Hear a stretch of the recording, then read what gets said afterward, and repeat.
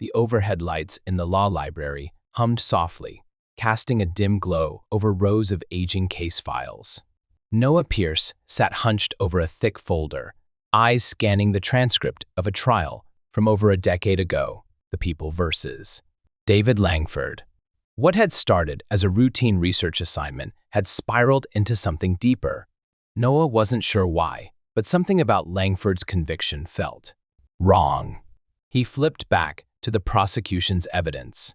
Security footage timestamp, 10:47 p.m. Then he turned to the police report. Time of arrest, 10:30 p.m. A quiet frown settled on his face. That didn't add up. If Langford had already been in custody at 10:30 p.m., how could a security camera catch him at 10:47? A mistake? Maybe. But the more Noah read, the more inconsistencies he found.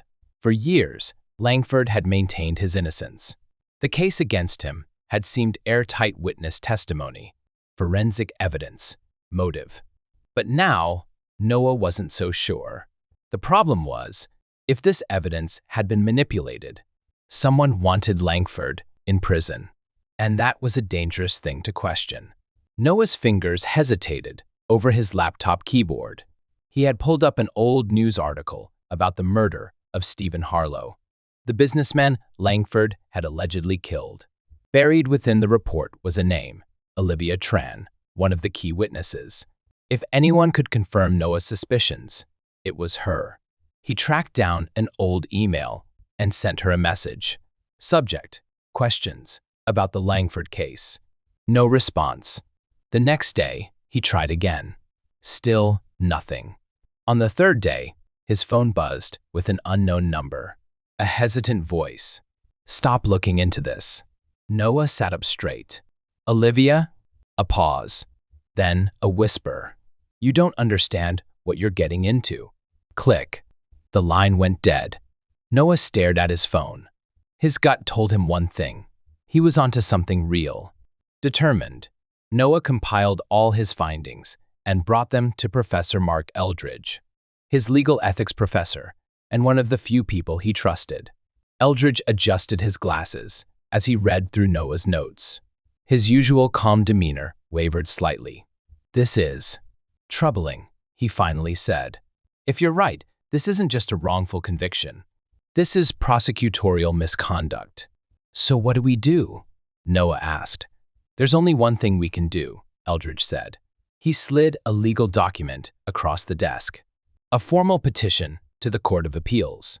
2 weeks later, the response came. Noah sat in stunned silence as he read the email. Petition granted. The court was reopening. The People versus David Langford. And now, there was no turning back. The air inside the courtroom was heavy with the weight of anticipation. Reporters lined the back row, murmuring in hushed voices as the case file, The People versus David Langford, was formally reopened. At the defense table sat Noah Pierce, clad in a modest gray suit that felt slightly too big for him.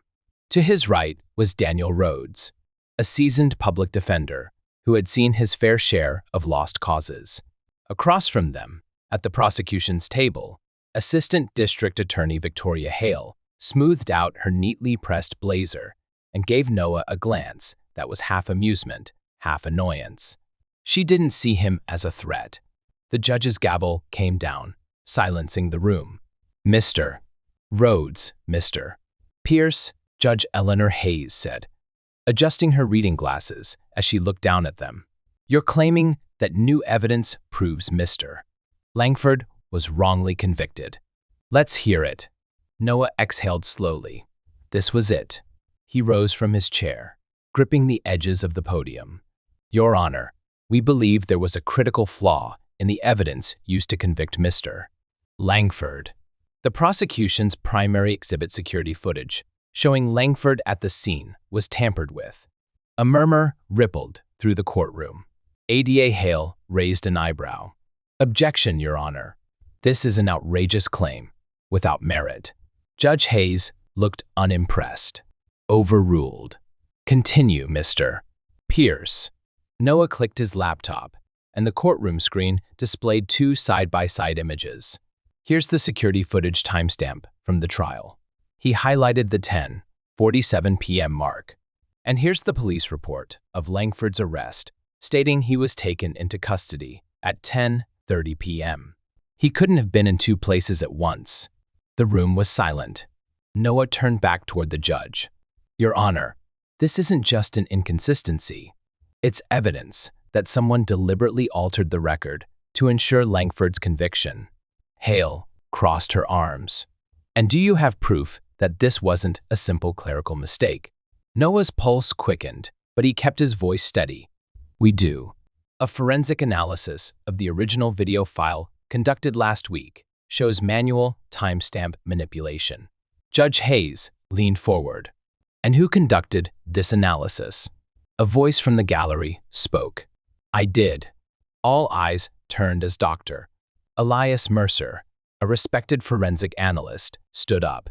I examined the original file and found irregularities in the metadata, Mercer continued. The timestamp was edited post-trial. The original file showed a different time, 9:15 p.m., nearly an hour before the murder occurred. The murmurs in the courtroom grew louder. Judge Hayes turned to the prosecution.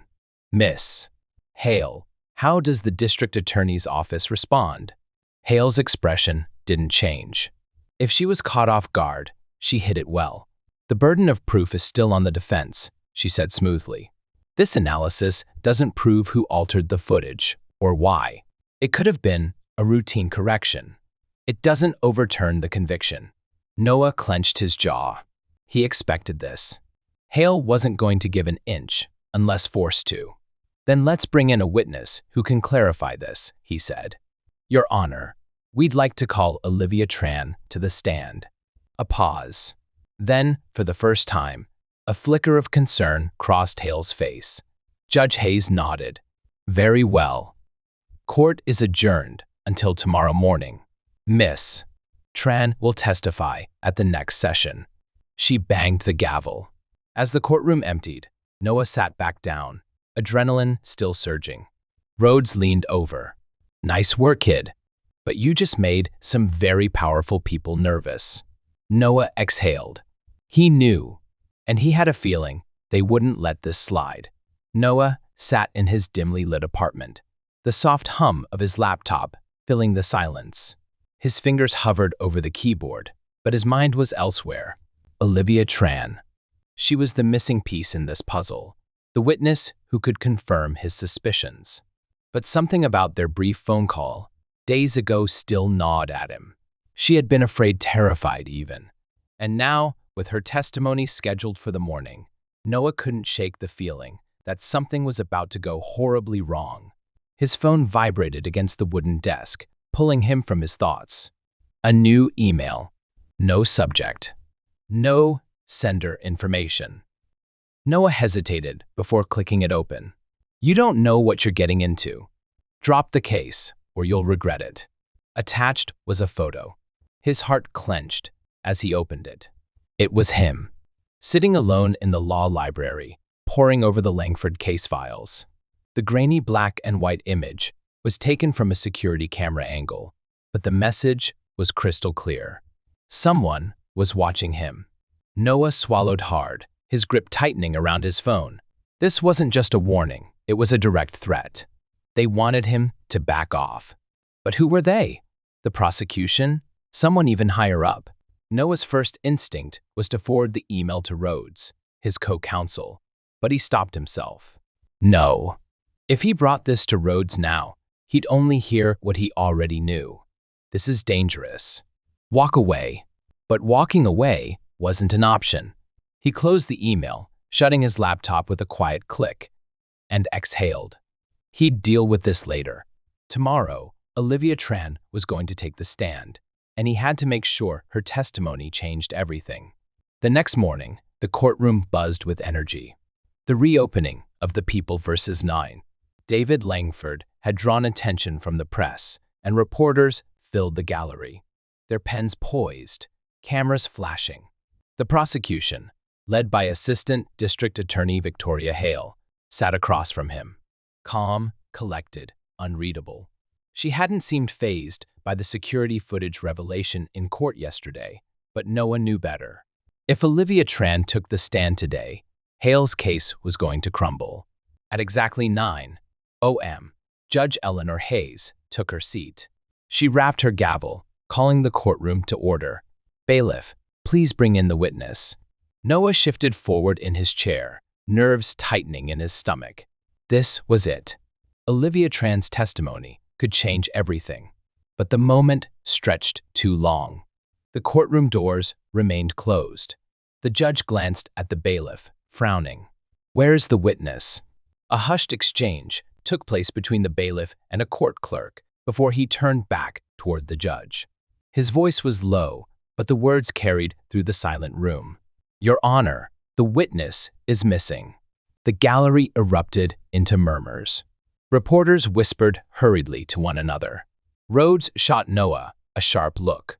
Noah's breath caught in his throat. "Missing?" Hale, across the room, didn't flinch. In fact, for the briefest second, Noah thought he saw something else flicker across her expression. Satisfaction. Judge Hayes's voice cut through the commotion. "Mr. Pierce, do you have an explanation for why your key witness is not present in this courtroom?" Noah forced himself to stand, even as his mind raced.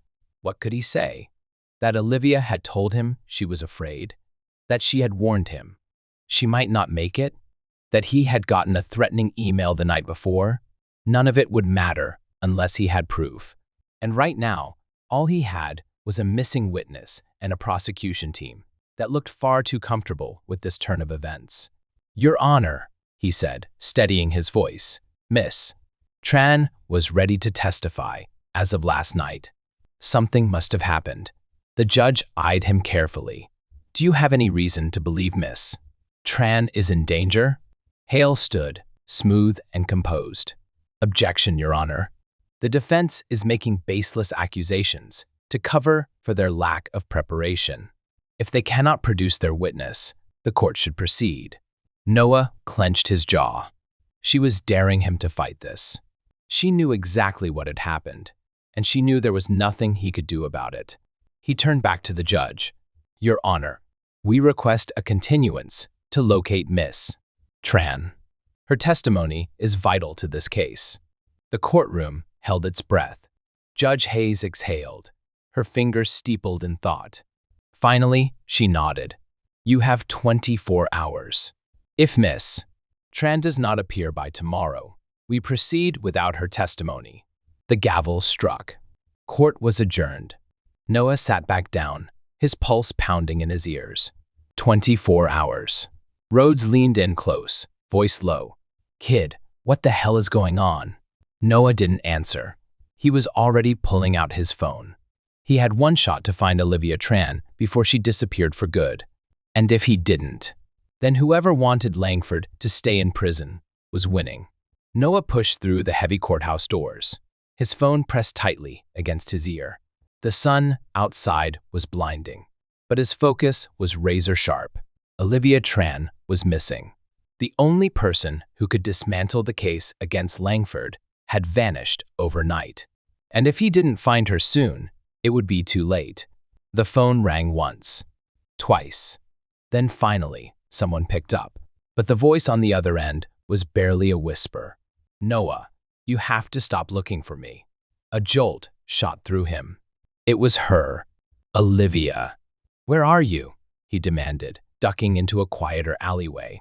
"You were supposed to testify today." "I can't." Her voice was fragile, trembling. "They'll come after me." Noah's fingers curled into a fist. There it was, again. The same faceless force that had been working against him since this case reopened. "Who's threatening you?" Silence. Then, finally, "I didn't see Langford that night." Noah felt the breath hitch in his throat. "What?" "I lied," she admitted, barely audible over the static in the call. "They told me to say I did." His stomach twisted. This was it. The truth. Olivia Tran was the prosecution's key witness. the one who had placed Langford at the scene of the crime. If she had been forced to lie, if her entire testimony was fabricated, then the conviction against Langford was built on nothing but manipulation and deceit. Olivia, listen to me, Noah said urgently. This is exactly why you have to come forward. If we prove you were coerced, we can blow this whole thing open. No, you don't get it. Her breath hitched. It's bigger than Langford. It's bigger than you. If I go up there and tell the truth, I won't make it out of the courthouse alive. A cold chill crawled up Noah's spine. This wasn't just fear, this was certainty. Someone had gotten to her. And now, she was convinced that telling the truth meant signing her own death warrant. Olivia, I can protect you, he said, though he wasn't even sure it was true. Come to my office. We'll figure something out. I can't. A rustling sound. A muffled noise in the background. And then, I have to go. Wait. Click. The line went dead. Noah stood frozen, the city noise swirling around him. His pulse thundered in his ears. Olivia Tran had just given him a confession. She had admitted that her testimony was false. That meant the prosecution's entire case was crumbling. But she was still too scared to come forward. And whoever had silenced her, they were still out there. Noah inhaled sharply and shoved his phone into his pocket. He had 24 hours to find her. If he failed, the case was over. And worse so was Olivia's chance at freedom. Noah sat in his office, staring at the wall of case files, notes and timelines he had taped up. Strings of red thread connected key names, evidence, and the timeline of events. At the center of it all was Olivia Tran, the witness whose testimony had put Langford behind bars, and whose sudden disappearance now threatened everything. The clock on the wall read 11:47 p.m. Less than 10 hours until the trial resumed. Rhodes had left hours ago, muttering something about getting at least some sleep before Hale tore them apart in court. But Noah couldn't rest. Not yet. His mind replayed Olivia's terrified words from their brief phone call. I won't make it out of the courthouse alive. That wasn't just paranoia. It was a warning. Someone had gotten to her. Someone powerful enough to make her vanish overnight. Noah leaned forward, rubbing his temples. He had two objectives: find Olivia and prove why she was being silenced. But where the hell was he supposed to start? He picked up his phone and scrolled through his recent calls. Olivia's number had been blocked after their conversation. He tried dialing again, just in case. The number you are trying to reach is no longer in service. Noah exhaled sharply. Someone had shut her down fast. That meant someone was watching her closely. He turned back to his wall of evidence, eyes scanning the information. Then his gaze landed on a name near Olivia's: Detective Marcus Holloway. Holloway was the lead detective on the Langford case, the one who had handled Olivia's testimony. If anyone had been involved in coercing her, it was him. And if Noah wanted answers, he needed to get Holloway to talk. 1:23 a.m. outside Holloway's house. Noah had spent the last hour digging up whatever he could about Holloway, his schedule, his habits, even where he liked to drink after work. But none of it mattered now, because Holloway was home. The detective's small suburban house sat in eerie silence, its porch light flickering weakly. A car was parked out front Holloway's personal vehicle. Noah took a deep breath and checked his phone. No response from Rhodes. If he was doing this, he was doing it alone. He stepped out of his car, his heart hammering in his chest. Approaching a corrupt cop in the middle of the night wasn't exactly the safest plan. But he didn't have time to wait for a better one. As he climbed the porch steps, the wood creaked under his weight. He raised his fist and knocked. No answer. He knocked again, harder this time. Still nothing. Noah hesitated, then tried the doorknob. Unlocked. His gut twisted. Either Holloway was expecting someone, or he pushed the door open. The house was dark, except for the dim glow from the kitchen. The smell of whiskey lingered in the air. Empty beer cans sat on the counter, Holloway? Noah called, stepping inside cautiously. His pulse quickened. Something was off. Then he saw it. A figure slumped over in an armchair in the living room. Detective Marcus Holloway. Noah rushed forward. Holloway. The detective's head lolled to the side. His shirt was stained with sweat, and his face was pale, barely illuminated by the streetlight outside. His breathing was slow, uneven. On the table beside him, Noah spotted a half-empty bottle of bourbon, and next to it, a handful of white pills spilled onto the wood. Shit! Noah knelt beside him, shaking his shoulder. Hey, wake up. Holloway. The man groaned, barely conscious. His eyes flickered open, unfocused. He mumbled something, but his words were slurred. Noah's stomach clenched. This wasn't just drinking. This was an overdose. He grabbed Holloway's phone from the table and dialed 911. As the call connected, Holloway stirred slightly, his breath ragged. His voice was hoarse. They got to her. Noah froze. Who? He demanded. Who took Olivia? Holloway's fingers twitched. His lips parted, but the words wouldn't come. His head slumped forward again. Damn it, stay awake! Noah shook him, trying to keep him conscious. The 911 operator answered. I need an ambulance, Noah said quickly, rattling off the address. As he hung up, he turned back to Holloway. The man's breathing was slowing, his body limp. Noah clenched his jaw. Someone had gotten to Holloway before he could talk, just like Olivia. But before he passed out completely, Holloway muttered two final words. Senator Monroe. Noah's blood ran cold. Senator Robert Monroe, a powerful politician with deep ties to law enforcement and the justice system. The same senator who had publicly backed Langford's conviction. The same senator who had everything to lose if the case fell apart. Noah had been chasing ghosts in the dark. But now, for the first time, he had a name, a target. And suddenly, everything made sense. This wasn't just about Langford. This was about power, about control. And if Senator Monroe was involved, Noah was in way deeper than he ever realized. The hospital room was eerily quiet, except for the rhythmic beeping of the heart monitor. Noah stood by the window, arms crossed, his gaze locked onto the city skyline. Dawn was breaking, casting an orange glow over the distant rooftops. But all he could feel was the weight of Holloway's final words. Senator Monroe, a name that changed everything. Noah turned his eyes to the hospital bed. Marcus Holloway lay unconscious, an oxygen mask over his face. The doctors had stabilized him, but they weren't sure how long he'd be out. Rhodes entered the room, tossing a coffee cup onto the table beside Noah. I hope you're happy, she muttered, running a hand through her messy hair. Breaking into a cop's house, calling 911 from his phone. Do you have any idea how much trouble you could have been in? Noah ignored her. He said a name before he passed out. Rhodes sighed, rubbing her temples. Let me guess, Monroe. Noah's eyes snapped to her. You knew? She scoffed. Of course I knew. Monroe has his hands in every major criminal case in this city. You think Langford's conviction was just a fluke? Every piece of evidence, every witness someone made sure, they all fell into place perfectly.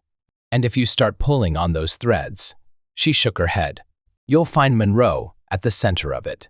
Noah exhaled slowly. He had suspected corruption, but this was worse than he thought. Monroe wasn't just involved, he had orchestrated everything. Rhodes continued. We need to be careful. If Monroe knows, you're onto him. A sudden groan from the bed cut her off. Holloway was waking up. Noah moved closer. Holloway? Can you hear me? The detective's eyes fluttered open. He winced, blinking against the harsh hospital lights. His gaze slowly focused on Noah, then Rhodes. A flicker of recognition, then fear. They know, Holloway croaked. His voice was barely more than a whisper. They know you're looking. Noah felt his stomach tighten. Who knows? Them, Holloway rasped. Monroe's people. They don't make threats, Pierce. They make examples. Rhodes shot Noah a look. Told you. Noah ignored her. Where's Olivia? Holloway hesitated, his expression darkening. Gone. Noah clenched his jaw. Where? I don't know, Holloway admitted. But I know what they're going to do. Silence. Then he swallowed hard and said, They're going to kill her. Noah's pulse pounded in his ears. Holloway licked his dry lips, struggling to continue. I tried to pull her out, tried to tell her to run, but they were already watching. If she talks, she's dead. You have to find her before they do. Noah didn't hesitate. Who has her? Holloway closed his eyes for a long moment. Then, the DA's office, he rasped. She was taken into protective custody last night. Noah stiffened. That wasn't right. Protective custody meant she was in the hands of the prosecution. The same people trying to uphold Langford's conviction. The same people who needed her testimony to stay exactly the way it was. Rhodes cursed under her breath. If she's in custody, she's as good as buried. Noah's mind was racing. If Monroe's people had control over the DA's office, Olivia wasn't being protected, she was being silenced. We need to get her out, Noah said. Rhodes gave him a look like he was insane. Get her out? You want to break someone out of protective custody? She's not safe there. Noah, we're talking about a government facility, full of cops, lawyers, and security. You really think we can just walk in and take her? Noah's jaw tightened. I don't care what it takes. If we don't, she's dead. Rhodes sighed, rubbing a hand over her face. You're going to get us both killed. You know that? Noah didn't answer. He was already thinking of a plan. Noah had never broken into a government facility before. In theory, the DA's office wasn't exactly a prison, but for Olivia, it might as well have been. If Monroe's people had control over the system, they wouldn't need chains or armed guards to keep her locked up. They only needed paperwork, bureaucracy, and the quiet threat of what would happen if she ever stepped outside. That meant Olivia wasn't just hidden. She was being buried, and if Noah wanted to get her out, he had to move fast. 2:12 a.m. The plan comes together. Rhodes paced the length of Noah's office, arms crossed. I'm telling you right now, this is suicide. Noah sat at his desk, flipping through legal documents, blueprints, and stolen case files. You have a better idea? Yeah. We wait. We build a solid case before we go knocking down doors. We don't just waltz into a courthouse and try to kidnap a witness from the prosecution. Noah gave her a flat look. They have her locked up for a reason, Rhodes. The longer we wait, the less likely she ever walks out alive. Rhodes groaned, running a hand through her hair. All right. Fine. Let's say I'm stupid enough to go along with this. What's the plan? Noah exhaled, spreading out the documents.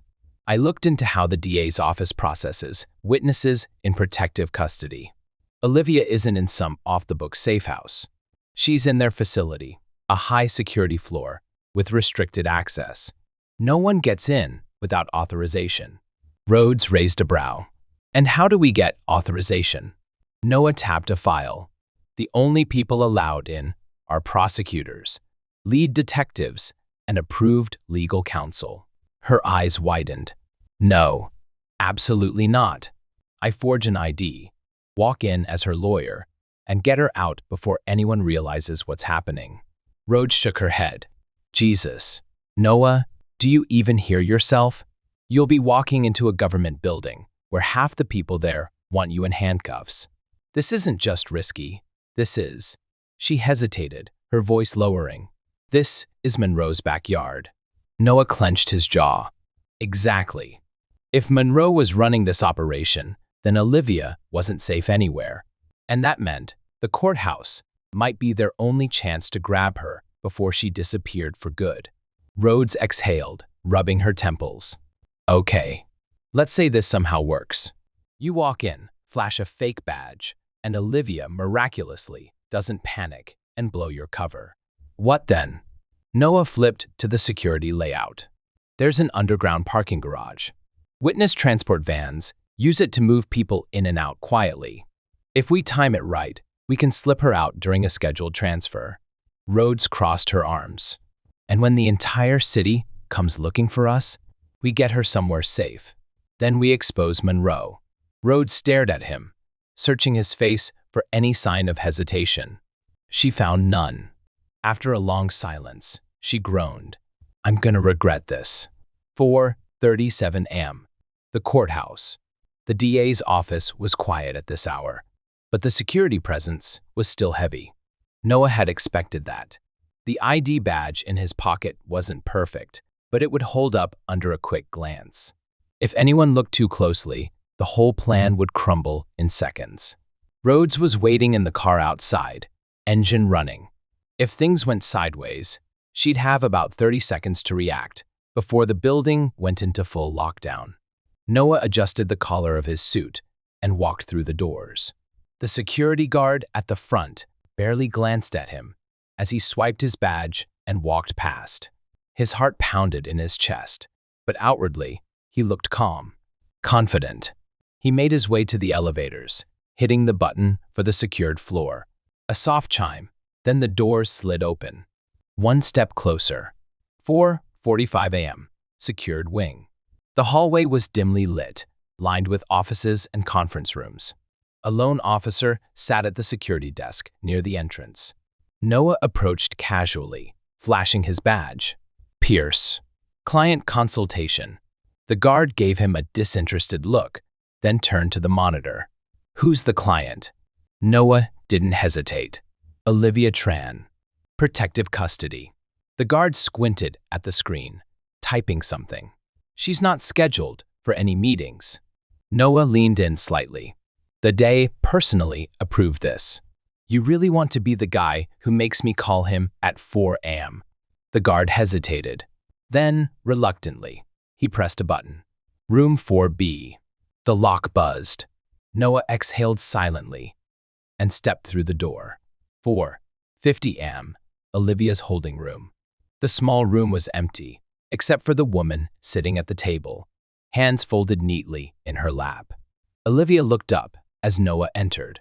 For a second, there was nothing but confusion on her face. Then her eyes widened in shock. Noah? She whispered. Hey, Olivia, he said softly, closing the door behind him. We need to go. She stared at him, stunned. How are you even here? No time to explain, he said quickly. But you're not safe here. If you stay, they'll. She shook her head. Noah, you don't understand. It's not just me. His stomach twisted. What? Her voice dropped to a whisper. They have everything. Every witness. Every piece of fabricated evidence. It's all here. Noah felt his breath catch. If Olivia was telling the truth, if proof of Monroe's corruption was in this building, then this wasn't just about getting her out.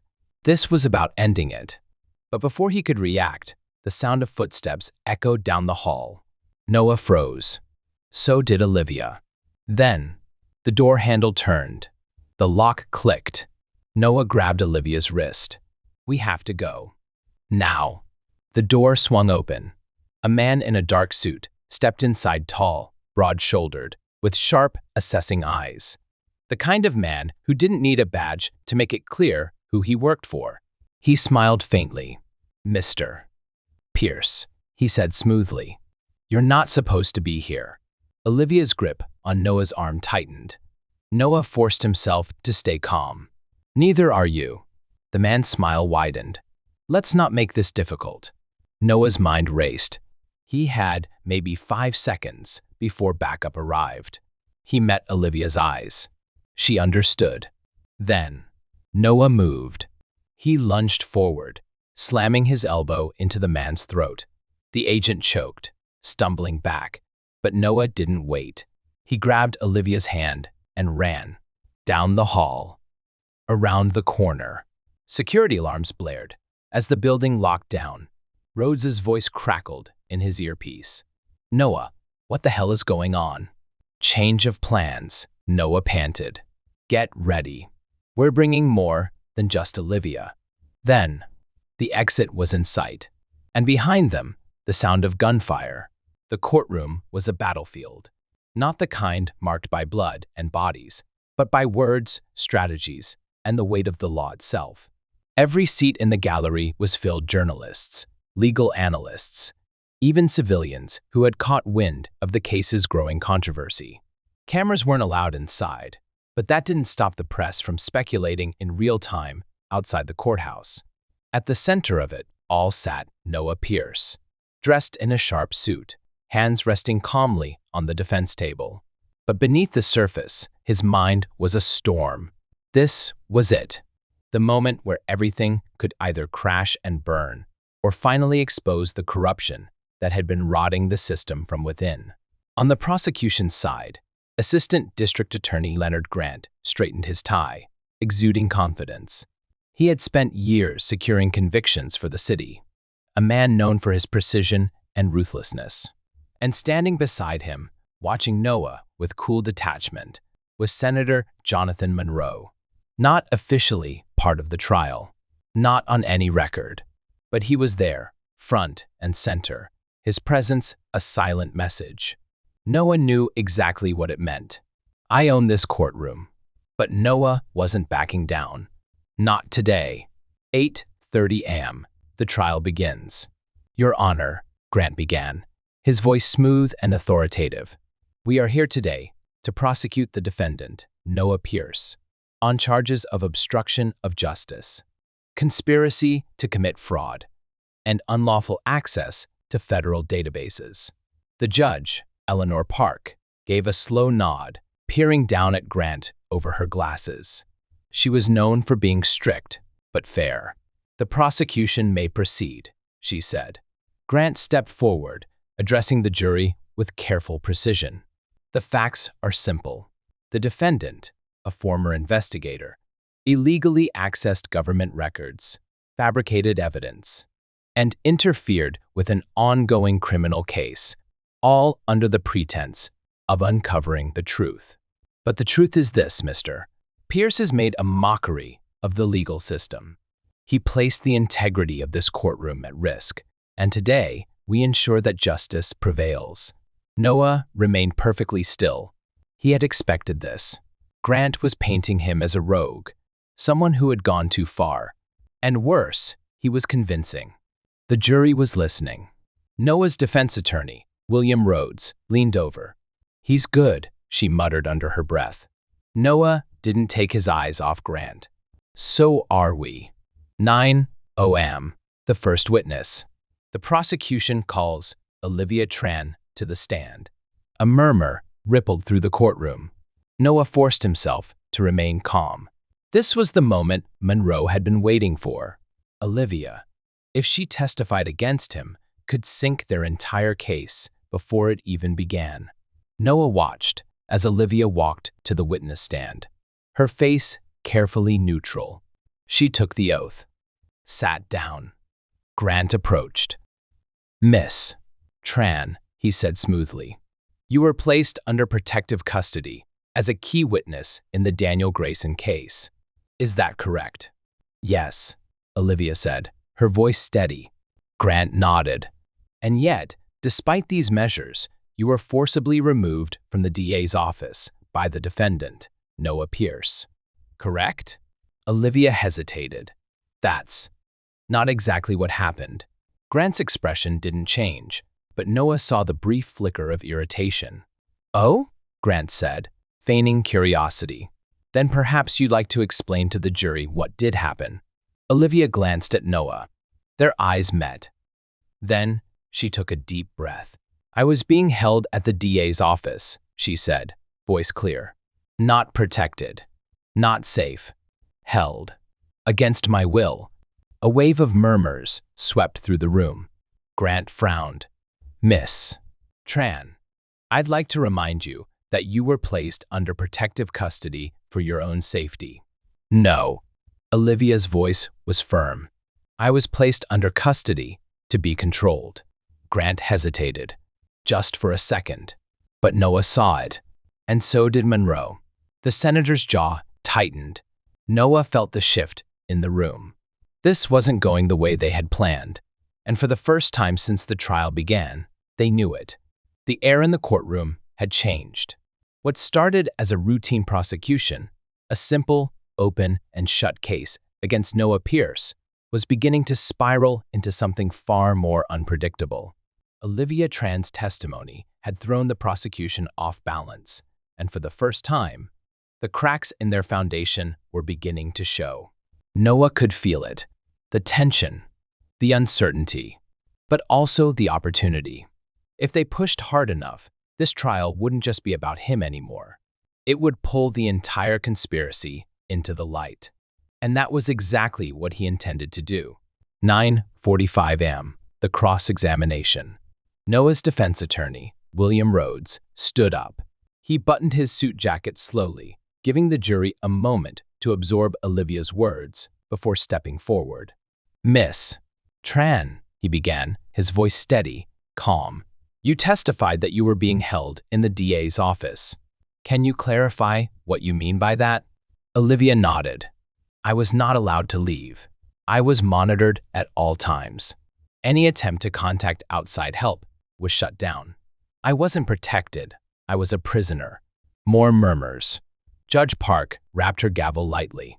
"Order," she said, though Noah could tell even she was intrigued. Rhodes took a step closer. "Miss Tran, who exactly was responsible for keeping you there?" A hesitation. A flicker of uncertainty in Olivia's eyes. Noah held his breath. Then, finally, Assistant District Attorney Grant. A sharp silence. Leonard Grant's jaw tightened, but his expression remained composed, as if unfazed. Rhodes let the words linger in the air before continuing. "And did ADA Grant ever state why you were being kept under these conditions?" Olivia exhaled slowly. "He said it was for my own good, that I needed to be kept safe until I testified." Rhodes turned to the jury. "Testified against Noah Pierce?" "Yes." A deliberate pause. Then Rhodes leaned in slightly. "Did you ever feel that your testimony was being guided?" Olivia hesitated. Across the room, Noah saw Monroe shift in his seat. His fingers curled tightly against his cane, his face unreadable. The moment felt heavy, like they were teetering on the edge of something dangerous. Then, Olivia said, "Yes." And just like that, everything changed. 10:15 a.m. The explosion. Grant didn't wait. The moment Olivia's testimony ended, he shot up from his chair. "Your Honor, I'd like to request a recess." Judge Park raised an eyebrow. "On what grounds?" Grant's face was calm, but Noah could see the storm brewing underneath. "I believe the witness is confused and possibly misremembering key details. I'd like time to clarify these issues before we proceed." Noah nearly laughed. Misremembering? That was the best they had? Before Park could respond, Rhodes spoke up. "Objection, Your Honor." Miss Tran's testimony was clear.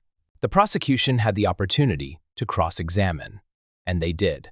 Calling for a recess now is nothing but an attempt to control the narrative. Grant shot Rhodes a glare, but Park held up a hand. "I agree with the defense," she said. "We will proceed." Grant clenched his jaw, but he nodded. It was the first official loss for the prosecution, and Noah could tell it wouldn't be the last. 10:30 a.m. The shadow in the room.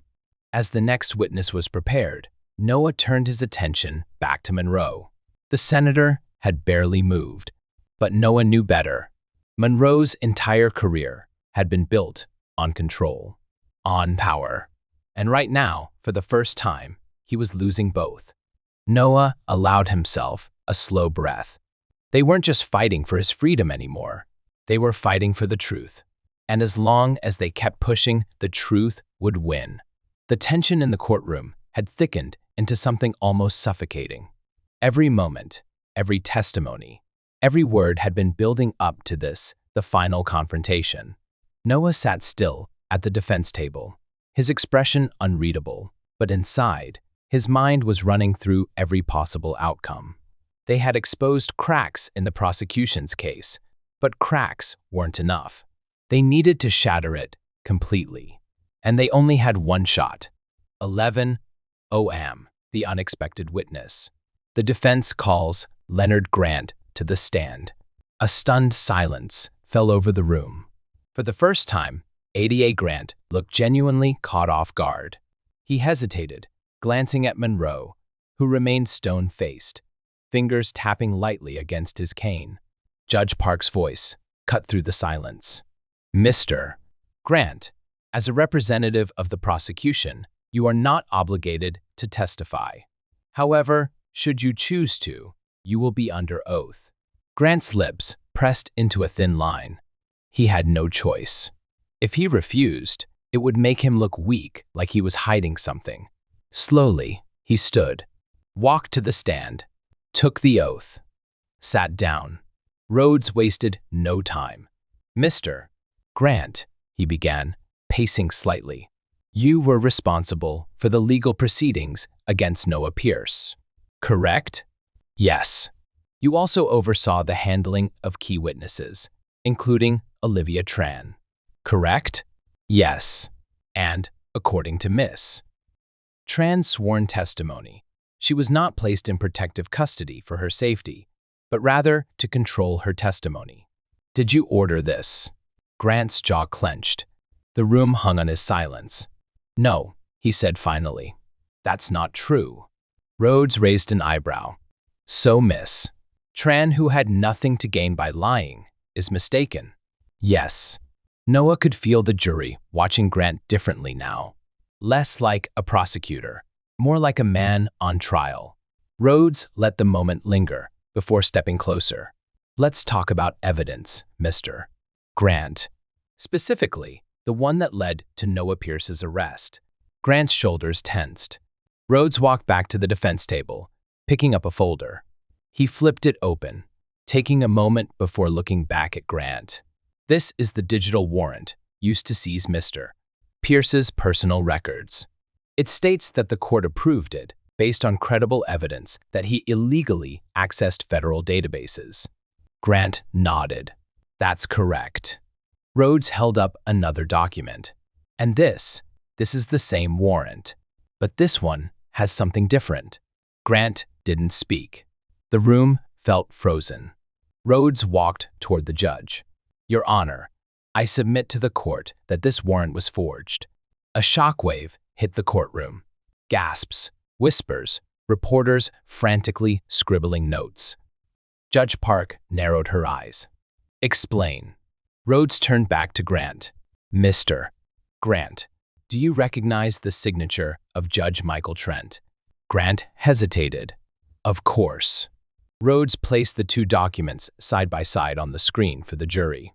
Then you must also recognize that this signature on the prosecution's copy is a fake. The jury leaned forward. The judge examined the documents. Even Monroe finally moved, his fingers tightening around his cane. Grant stayed silent. Rhodes took a step closer. No court ever approved this warrant.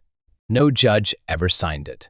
This entire case, your entire case is built on a fabricated piece of evidence. So I'll ask you again, Mr. Grant, who ordered this? Silence. Then Grant exhaled. His entire posture shifted like a man cornered. For the first time, he looked at Monroe. And that's when Noah knew. He was about to break. 11:45 a.m. The fall of a king. Leonard Grant closed his eyes for a second. Then, when he opened them, he spoke. I didn't forge the warrant. His voice was quiet. I was given it. Rhodes's expression didn't change. By who? Grant exhaled. Then, Senator Jonathan Monroe. And just like that, the dam broke. The room exploded into noise. Gasps. Shouts.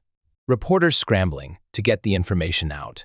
Judge Park banged her gavel, calling for order, but nothing could stop what had just happened. Because this wasn't just a case anymore. This was the exposure of one of the most powerful men in the country. Monroe didn't flinch. He sat there, unreadable, silent. But Noah saw it. The slight tension in his jaw. The way his fingers gripped his cane, a little too tightly. He was losing control. And he knew it. 12:15 p.m. The final blow. "Your Honor," Rhodes said, turning to Judge Park. In light of this testimony, the defense moves to dismiss all charges against Noah Pierce. The prosecution's case was built on falsified evidence, and any further proceedings would be a miscarriage of justice. Grant didn't argue, because there was nothing left to argue. Judge Park looked at him. "Does the prosecution have a rebuttal?" Grant hesitated. Then finally, he shook his head. Noah's heart pounded. Then Park nodded. "The court finds the case against Noah Pierce to be unfounded. All charges are dismissed." And just like that, he was free. The relief didn't hit him all at once. It was slow. A quiet, creeping realization. It was over. He glanced at Olivia, who was watching him, her expression a mix of exhaustion and something close to disbelief. They had done it. But it wasn't over yet, because as the bailiffs approached Monroe, informing him that he was now under investigation, Noah finally saw it. The look of a king being dragged from his throne. And this time, there was no way out.